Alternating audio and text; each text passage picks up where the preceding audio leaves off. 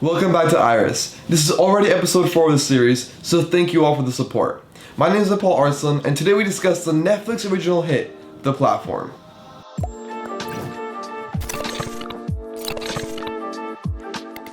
Warning, this video does have spoilers, so we suggest you watch the film beforehand. The 2019 Netflix original, The Platform, sends its audience into a dystopian prison with over 300 floors. There are 2 people on each platform, and a massive feast of food starts from the top and slowly makes its way down, often leaving the lower levels with no food. This film quickly rose to top trending for its intense and disturbing story. Now, as usual, let's meet today's guests and see what they thought about the film.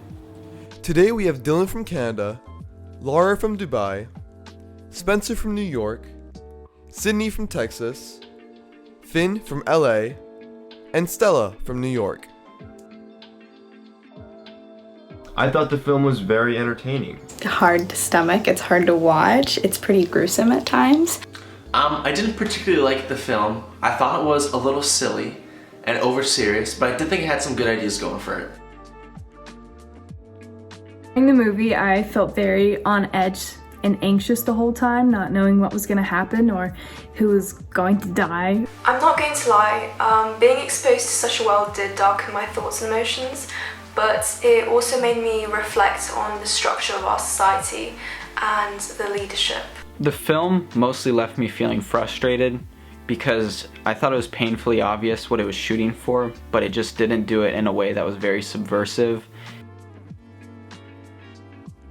I am a huge fan of Netflix originals. I really do think they put out great content, especially the last couple of years. They had Marriage Story, Roma, The Irishman. I find they get great filmmakers and give them unlimited budgets, really, to do what they want, which is a great thing.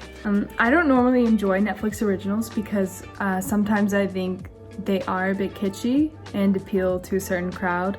I think Netflix isn't afraid to take on directors who haven't made a feature-length film before, and I think that's something that's really beneficial to the film industry. A lot of their TV shows I feel are very successful, and I think this one definitely met the bar that they set for themselves. You know, there's this whole thing about streaming services taking over the movie theater businesses, and you know, I love going to the movie theater. That's a huge thing for me. So in terms of that, no.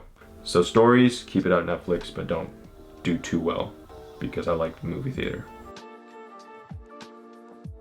Yes, I quite liked the directing of the cinematography and also the editing, especially in the scenes where the characters were in a state of delirium.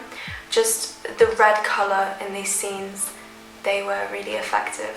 I would say there were some problems with pacing, especially in the second and third act of the film. It lost me at a few points, but you know, overall it was a great character study. I think the music was obnoxious, and we used the same kind of instruments or theme-ish for most of it. It was every time that the main character would go into his head after, eating someone. Because I love red lighting, and so I really loved how they did that with the visions. The old guys explained to the main character he watches TV, and then from the TV he bought the Samurai Plus. For some reason I thought that was a great character moment that revealed himself and also what his intentions were.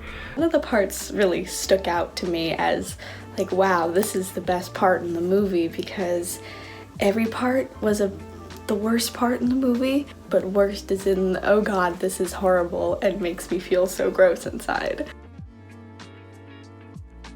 Similar to Parasite, a much better movie a couple months ago. We covered Parasite in episode 2, so go check it out after this.